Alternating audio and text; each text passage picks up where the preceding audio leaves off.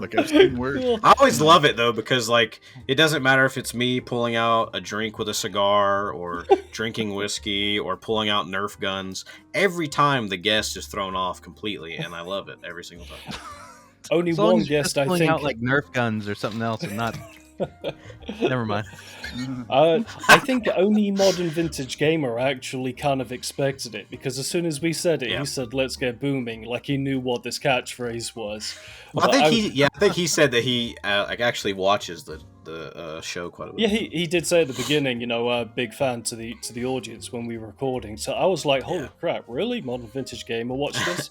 He was like, yeah, I was watching your G-Man episode. Okay, it's nice.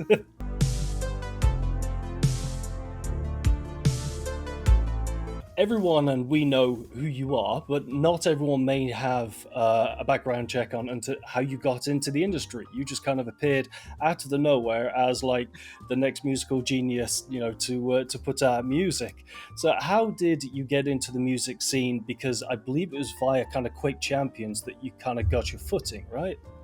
A little bit like towards more of the mainstream audience. Yeah, that was Quake Champions, and later on, whenever Dusk released that. But like before that, in 2010, I was just a musician, like with a local band that I loved playing with, and I got this idea of I'd really like to start making like music for like, I don't know, Doom mods or like some type of games that I could do, because I was I'd sit at home and play Doom, Duke Nukem 3D, that kind of stuff. I'm like, man, I could, like the MIDI soundtracks are cool on this, but I think that like these engines handle like MP3s and waves at this point.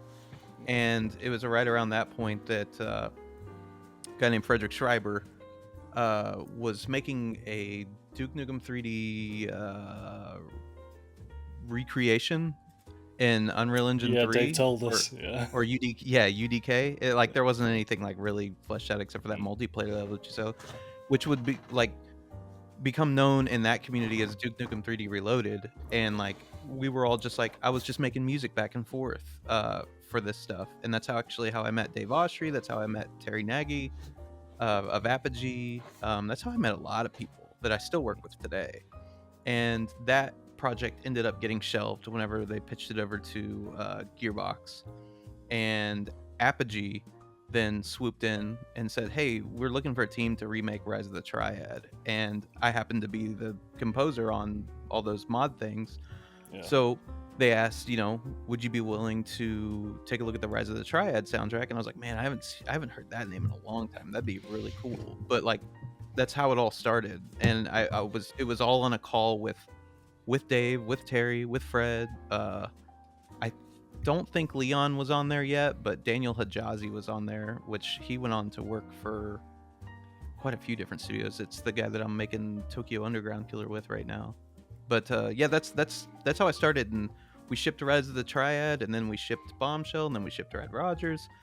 Then I moved over to being just like an independent contractor, not working for a company or anything. And we did Quake Champions, Dusk, Medieval, all that stuff. Everything else you know of.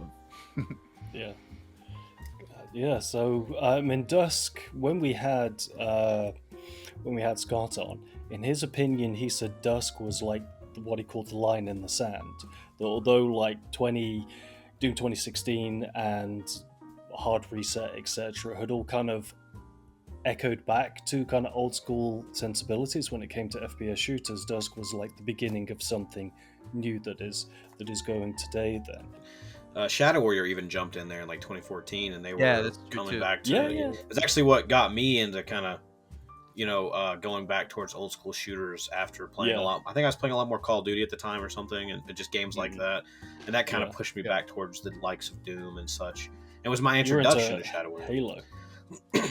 Yeah, I played a lot of Halo. I still play a lot of Halo. Yeah. Right. But anyway, Dusk came out in like 2016, or no, when did it come out? 2018. It was 2018. Technically, it was in 2018. EA, I think. Yeah. 2017 though, so you could play like episode 1 and 2. Okay, yeah. So yeah, and then they just started like, because I got it in early access. I've told this story before, but I could barely even play it on my laptop.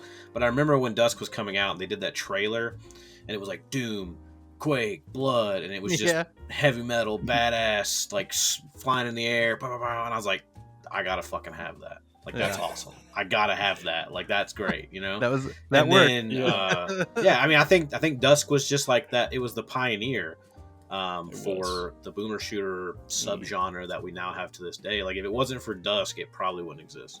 Maybe it would have made it there at some point, but Dusk was the catalyst for every bit of what we have to this day. Yeah, I think that Dusk kind of opened the floodgates, but it was a medieval where everyone was like, this is a thing now. Because Dusk could very easily have been seen as kind of a one and done thing, harking back to the golden days. But when a medieval came out, which, side note, I still think that a medieval is like your finest score that you've ever done. It's not just it's not just kind of like, when you think of Andrew Hulshult, you think of kind of, headbanging sort of, but it's just so serene, some parts of it. The composition. I appreciate that. I think a medieval is also a little, maybe, I don't know if underrated is the right word, but it's a little overlooked now for it's a fantasy shooter. Yeah, it's a fantasy shooter, so it's a little harder to like drive it into a market just based on that. But like it still definitely did. It was healthy. For sure. Oh yeah. I actually really want to play the VR version too. It just looks. That's fun, man. Like, dude. Yeah, so my friend, my best friend, Jason Bates, he got a hold of me like 3 days after that came out. He was like, I didn't realize that you worked on something on VR. I was like, well, I didn't. Like, a company helped us. I was like, all my music was already in there. Right. I was like, but here, I'll get you a code. He's like, I already bought it. I was like, oh, okay. Like he was just looking for VR content. Dude, he finished that thing. He doesn't finish anything in VR as far as I know. Really? And like he finished that game and was like, that was fucking incredible. I was like, well, it's cool to have like one of my friends like, like just completely finish a VR game. Like not me pitching anything to them, and they're just like, this was fucking awesome. And I'm like, hell yeah. But I started playing it after that, and I was like, damn, this is great. Like I remember playing it in beta, like I was like, whoa, let's, like I don't know. Yeah, it looked like they got a good studio to make it and everything. Yeah, they handled it really well. They handled everything really well. It just had a big update too. Yeah. Oh, really? I would love to. And Medium, I know you want to ask something. I just was going to say that I would love to actually switch over to kind of VR and at least play like, the Doom 3 mod or like some of the Serious Sam games in VR and stuff. They're just absolutely sublime experiences. And even my missus, who doesn't really play video games like me, let alone the type of games that us in this group play, she would like to try VR as well. Man, it's fun. As someone who plays it, it's fun. I had a really bad leg injury last year, which like, just like I couldn't walk like at all, like from like October till about end of December. Like, it was bad. Oh wow. And one of the things that actually rehabbed me was to make myself stand up and like get my muscles to kind of like they basically needed to be stretched more and more and more as time went on while I was doing physical therapy was VR. That helped me more than anything else. It's kind of crazy. That's nice. Like my physical therapist was like, "What are you doing?" I was like, "Playing VR for 3 and 4 hours a night." They're like, "You can keep a headset on that long?" I was like, "I don't get motion sickness." They're like, "Okay, well, that's working. Keep going." Yeah. Oh, actually, it helps a lot of people get just exercise in general. Yeah. I mean, you could be pretty active. There's sports games on there. Like boxing. Boxing's a workout on there, man. Mm-hmm. It's fun, but it's a workout. So. Oh, yeah. I'm sure Peloton probably has an app or something that if they don't, they'll probably make one so they can do for something. Sure. Yeah. Yeah. Uh-huh.